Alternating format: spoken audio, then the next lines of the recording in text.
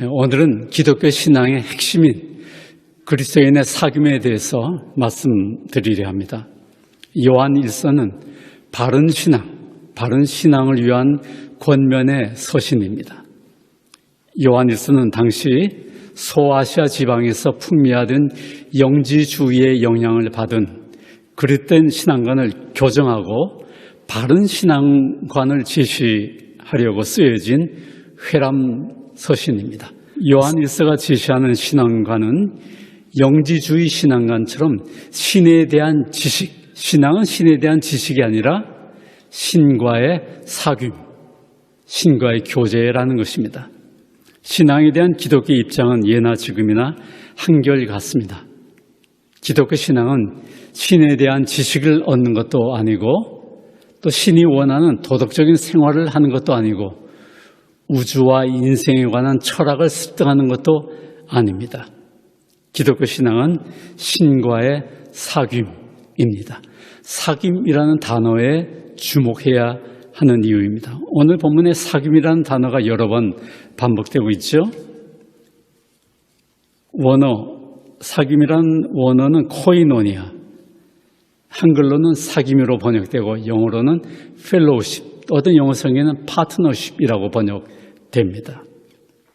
코이노니아의 의미는 나눈다, 영어로 sharing, 나눈다는 뜻입니다. 그런데 이 코이노니아는 나누는 그 행동에 방점이 있는 것이 아니고 거기에 강조점이 있는 것이 아니고 무엇을 나누느냐, 무엇, 거기에 방점이 있습니다. 그래서 코이노니아를 영어로 표현하자면 sharing something with someone 이라고 표현할 수 있습니다. 기독교 신앙이 코이노니아, 사귐이라면 과연 무엇을 나누나요? 1절에서 사도 요한은 예수님을 생명의 말씀이라고 표현합니다. 생명의 말씀이란 생명을 나타내는 분, 생명을 보여주는 분, 생명을 전달하는 분이라는 뜻을 담고 있습니다. 우리가 말하는 것이 내 생각, 내 의향, 내 의도 이걸 나타내기 위해서 말하는 거죠. 예수님의 생명의 말씀이라는 것은 생명이 무엇인가 하는 것을 보여주고 전달하는 분이라는 뜻입니다. 사도 요한은 태초부터 생명을 간직했던 분이 있는데 그분을 만난 사람들이 있었다고 합니다. 그들은 물론 예수님의 제자들입니다. 예수님의 제자들은 예수님의 말씀을 들었고 예수님을 형상으로 보았고 예수님이 하시는 말씀과 행동을 경이롭게 지켜보았고 예수님과 악수했고 예수님과 포옹했다고 말합니다. 그리고 사도 요한은 이어서 생명 자체인 분이, 영원한 생명 자체인 분이 마침내 나타났다고 말합니다. 2절에 보면 그 생명이 나타나셨습니다. 우리 앞에 나타나신 그 영원한 생명을 우리가 보았습니다. 이렇게 증언하고 있습니다.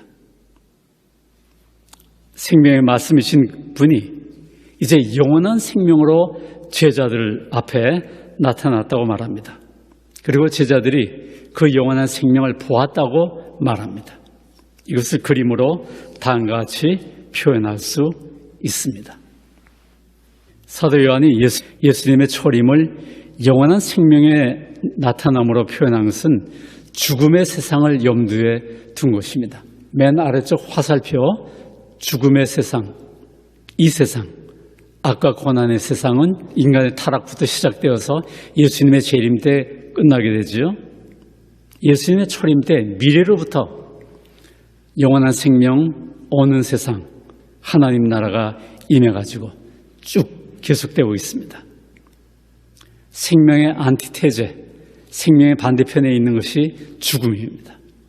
성경에서 말하는 죽음은 이 육체적인 죽음뿐만 아니라 영적인 죽음을 말하는데 성경에서 말하는 죽음은 하나님에게서 분리된 상태, 그 영적인 죽음인데 그 결과 죽게 되는 것입니다. 육체적으로 죽게 되는 것입니다. 이것은 마치 나무가 대지에서 뿌리가 뽑히면 당장 죽진 않죠. 그러나 분리되어 있기 때문에 죽어 있는 것입니다. 마침내 말라서 죽게 되는 것처럼 하나님과 분리된 사람은 당장은 죽지 않지만 영적으로 죽어 있지만 마침내 죽게 되는데 그것이 육체적인 죽음입니다. 그리고 이 세상에 악과 고난이 있다는 것이 이 세상이 하나님과 분리되어 있다는 증거입니다. 악과 고난은 죽음의 증상들입니다. 감기가 걸리면 콧물이 나고 기침이 나오죠. 감기의 증상들이 있는 것처럼 이 세상에 악과 고난이 있다는 것이 이 세상이 죽어 있다는 죽음의 세상이라는 것이에요. 하나님과 분리되어 있는 세상이라는 것입니다. 하나님과 분리된 곳에 악과 고난이 있습니다. 악은 뭐죠? 생명을 해치는 모든 것으로 그 기원을 알 수 없는 기이한 힘입니다. 고난은 무엇인가요? 하나님이 선한 창조로 만드신 피조물이 파괴되고 부패되는 과정입니다. 악과 고난의 결과 사람을 포함한 피조물이 죽게 됩니다. 죽게 된다는 것은 완전히 파괴된다는 것입니다. 죽음의 세상, 악과 고난의 세상, 이 세상을 극복하는 것이 영원한 생명이에요. 영원한 생명만이 죽음을 극복할 수 있고 악과 고난은 이길 수가 있습니다.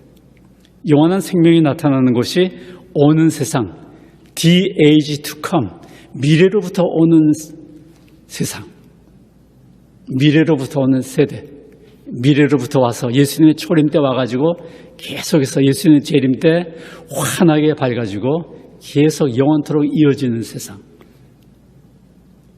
영원한 생명이 지배하는 세상입니다.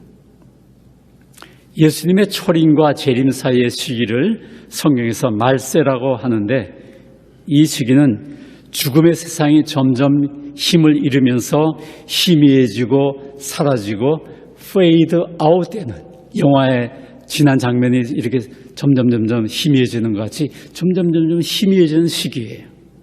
반면에 이 시기에 이 말세에 영원한 생명, 오는 세상, 하나님 나라가 미래로부터 힘있게 임해서 마치 한밤중에 새벽이 점점 밝아오는 것처럼 점차 밝아지고 드러나면서 fade in 되는 것입니다.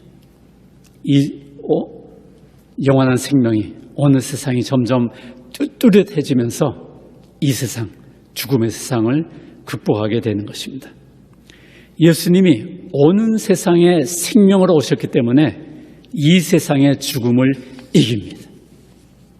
새로운 세상에 새로운 실체로 왔기 때문에 낡은 세상의 낡은 실체를 극복하는 것이에요.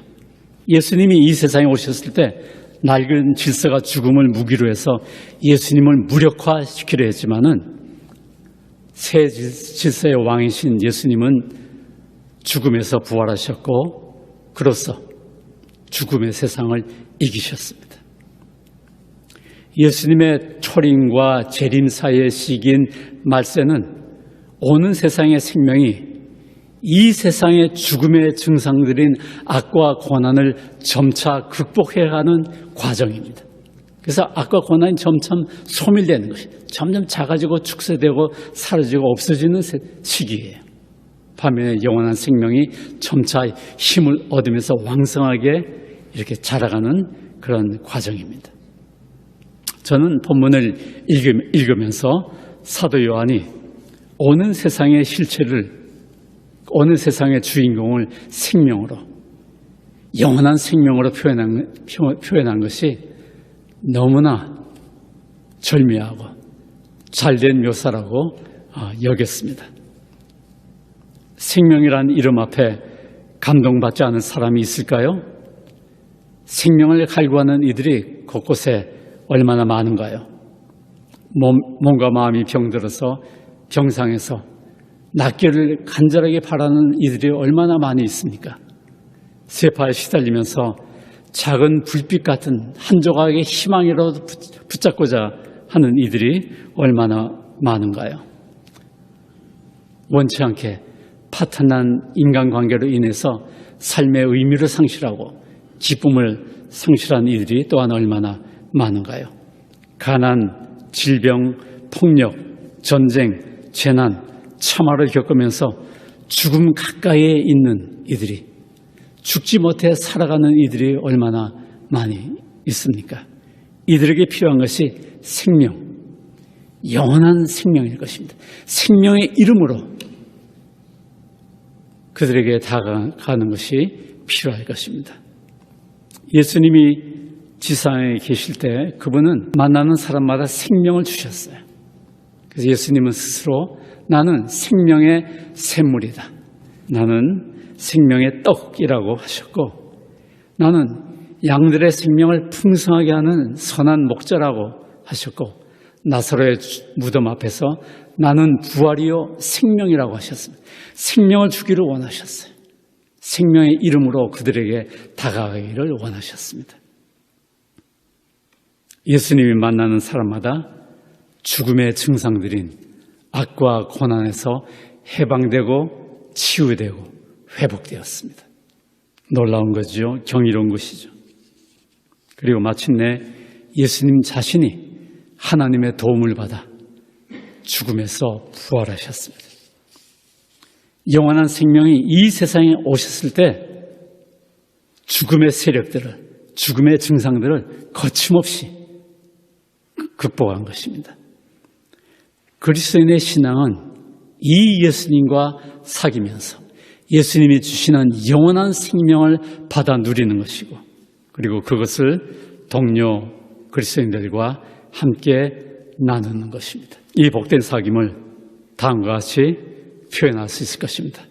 제가 영어 발음이 좋지 않는데 sharing the eternal life, the life of the age to come, 오는 세상의 생명 with Jesus the Lord and then with community members.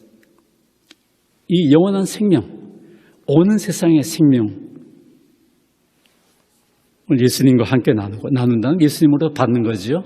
그 받은 생명을 and then 우리 교우님들과 처치 멤버들과 함께 나누는 것이 코이노니아, 그리스도인의 사귐입니다.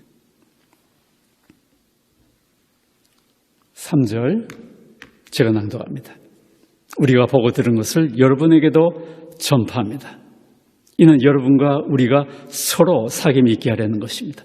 우리의 사귐은 아버지와 그의 아들 예수 그리스도와 함께하는 사귐입니다. 이 3절에 우리의 사귐은 아버지와 예수 그리스도와 함께하는 사귐, 이 수직적인 사귐을 말하는 것이고, 서로 사귐은 교우들과 함께하는 수평적인 사귐을 뜻합니다.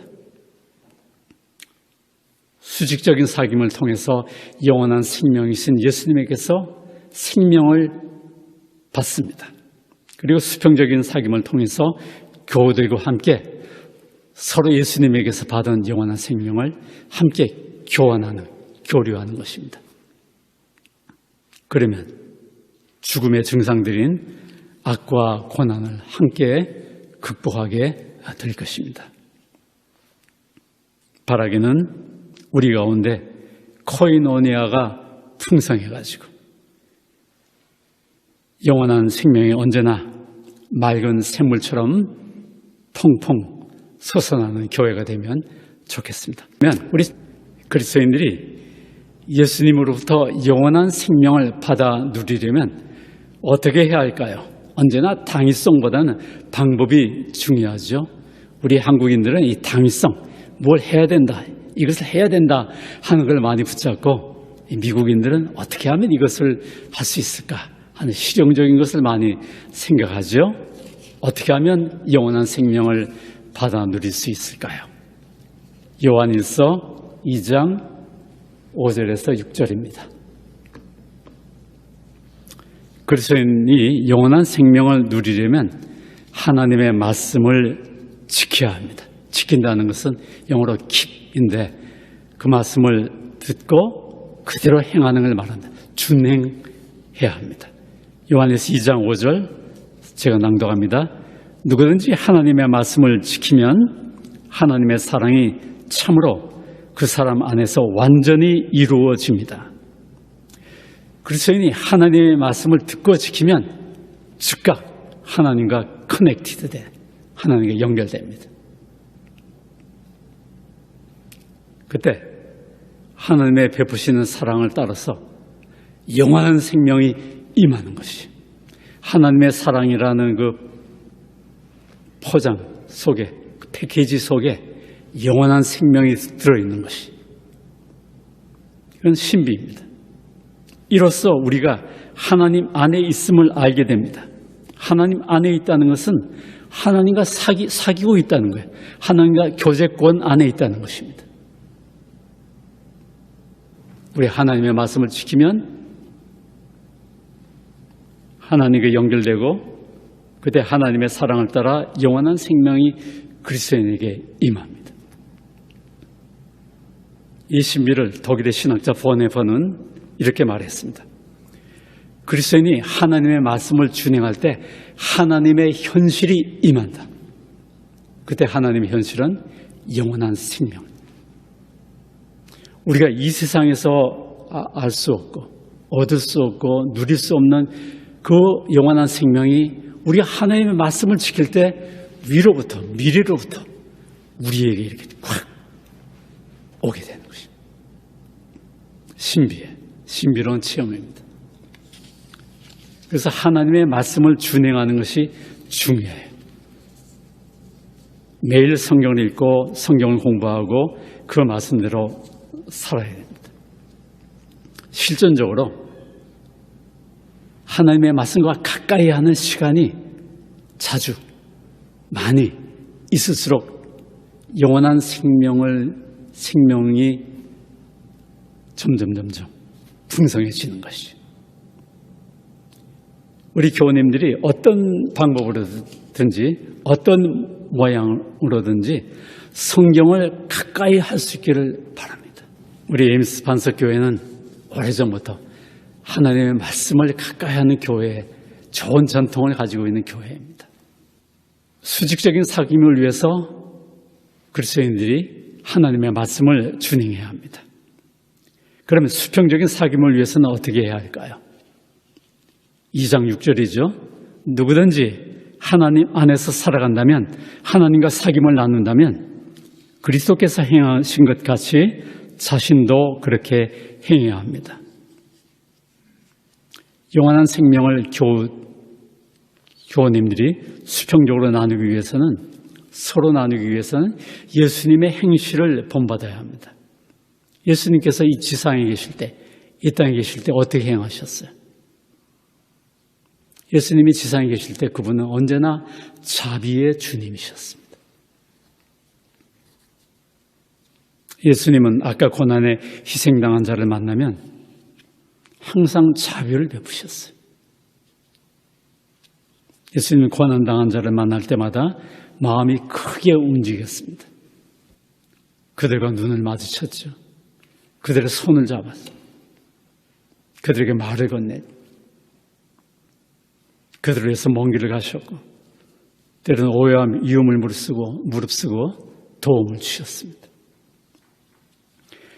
그리스도인들이 예수님이 행하신 것처럼 행할 때, 형제와 이웃에게 자비를 베풀 때, 악과 고난 아래에 있는, 악과 고난에 시달리는 형제와 이웃에게 자비를 베풀 때 영원한 생명이 그들에게 임하는 거예요. 이건 신비입니다. 우리가 어떻게 설명할 길이 없는 신비예요. 인간이 겪는 악과 고난의 안티테제가 하나님의 자비입니다. 악과 고난이 생명을 무너뜨리는 힘이라면 자비는 생명을 일으키는 부드러운 힘입니다. 하나님의 자비가 나타나는 곳마다 악과 고난이라고 하는 죽음의 증상들이 소멸하고 생명이 소생합니다. 살아납니다.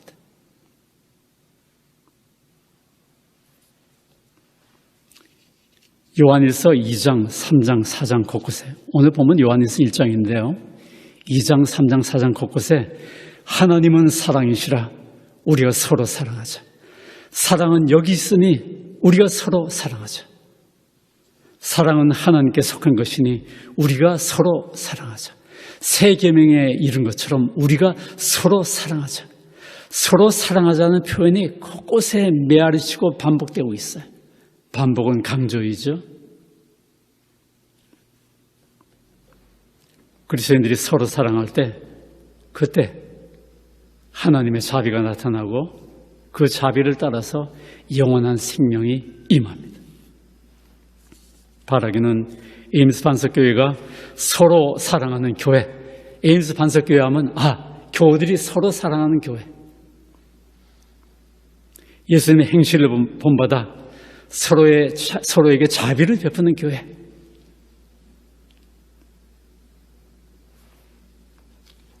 그렇게 칭송받는 교회가 되면 좋겠습니다. 그러면 죽음의 세상에서 악과 고난 아래 신음하는 형제와 이웃에게 영원한 생명을 선물하는 교회가 될 것입니다. 그런 교회에 나타나는 것을 이 세상이 싫어해요. 그런 교회가 출현하는 것을 이 세상이 못마땅합니다. 그래서 자꾸 교회를 분열시키고 교회를 어지럽게 만들고 영원한 생명이 나타나지 못하게 만들고 세상 앞에 조롱받게 만들고 그렇게 만들고자 하는 거예요. 우리가 서로 사랑한다면 거기에 하나님의 자비가 나타나고 영원한 생명이 임하게 될 것입니다. 이 세상에서 상처받고 아파하고 눈물 짓는 형제와 이웃들이 의외로 많습니다. 우리가 의도적으로 외면하고 보지 않기 때문일 수도 있고 그분들이 숨어 있어서 그럴 수도 있어요. 우리가 생각하는 것보다 악과 고난에 시달리는 이들이 많이 있어요.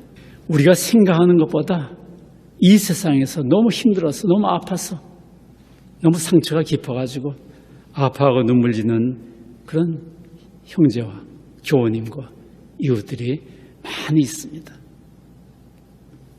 교회가 이들을 찾아가고 품고 그들의 사연을 들어주고 그들의 아픔에 공감하고 그들의 손을 잡아주고 안아주고 같이 울어준다면 그들에게 영원한 생명이 우리 때문에 임하는 것이 아니라 하나님의 자비가 나타나면서 그들에게 영원한 생명이 임할 것입니다. 마지막으로 그리스도인들이 영원한 생명을 누릴 때 그 결과가 무엇인가요? 4절을 제가 낭독합니다. 우리가 이 글을 쓰는 것은 우리 서로의 기쁨이 가득 차고 넘치게 하려는 것입니다. 기쁨은 뭐지요? 가득 채워진 경험입니다. 충일, 영어로 exuberance라고 하는 꽉 채워가지고 넘치는 상태가 기쁨입니다. 영원한 생명으로 가득 채워질 때 그 감격이 기쁨이에요. 솟아나는 생명의 샘물을 마시는 기쁨입니다. 영원한 생명을 누리는 그리스도인의 실존은 joyful Christian입니다. 그 마음에 하늘로부터 온 기쁨이 있는 heavenly joy가 있는 것입니다. joyful Christian입니다. 그리스도인들이 교회로 모여서 하나님의 말씀을 준행하고 서로에게 자비를 베풀면 그때 우리 모두에게 영원한 생명이 임할 것이고 그 결과 교회에 그 기쁨이 가득 차고 넘칠 것입니다. 여기 차고 넘친다고 그랬잖아요. 기쁨이 샘물이 이렇게 확 솟구치는 것처럼 우리 심령에도 기쁨이 솟구치고 교회에도 항상 기쁨이 차고 넘치는 것입니다. 기쁨은 영원한 생명을 누리는 그리스도인의 표상입니다. 기쁨은 영원한 생명을 누리는 그리스도인 공동체의 특징이에요. 에임스 반석교회, 기쁨이 충만한 교회, 교우님들 얼굴이 항상 기쁨으로 빛나는 교회, 그런 인상을 우리 에임스 한인 공동체에 이렇게 보일 수 있으면 좋겠습니다. 오늘 본문의 교훈이 무엇이죠? 교훈이 무엇인가요? 그리스도인의 신앙은 무엇이다? 1차적으로 하나님과의 사귐, 위로, 옆으로 교우들과의 사귐입니다. 그리스도인들이 교회로 모여서 하나님의 말씀을 준행하고 서로에게 자비를 베풀 때 무엇이 임한다? 영원한 생명이 영원한 생명을 임하면 그때 그리스도인들에게 기쁨이 충만하게 됩니다. 사귐에 힘쓰는 그리스도인, 사귐이 풍성한 교회가 되도록 하십시다. 영원한 생명을 누리면서 풍성한 기쁨을 누리도록 하십시다. 기도하시겠습니다. 주님, 저희들에게 영원한 생명을 주셔서 주님 오실 때 이 영원한 생명을 충만하게 누릴 것을 바라봅니다. 또 저희들이 주님을 얼굴로 만날 때 저희들의 몸과 마음에 이 영원한 생명이 충만하게 임할 것을 기대합니다. 그러나 저희들이 주님을 만나는 그날까지 이 땅 이곳에서 하나님의 말씀을 준행하며 서로 사랑하면서 영원한 생명을 서로 함께 누리기를 원합니다. 저희가 함께 모이는 에임스 반석 교회가 이 교회에 영원한 생명이 늘 임하여서 형제와 이웃에게 흘려보내며 서로 기쁨을 공유하는 그런 하나님께 복되게 쓰임받는 교회가 되기를 간절히 원합니다. 우리 주 예수님의 이름으로 기도드립니다. 아멘.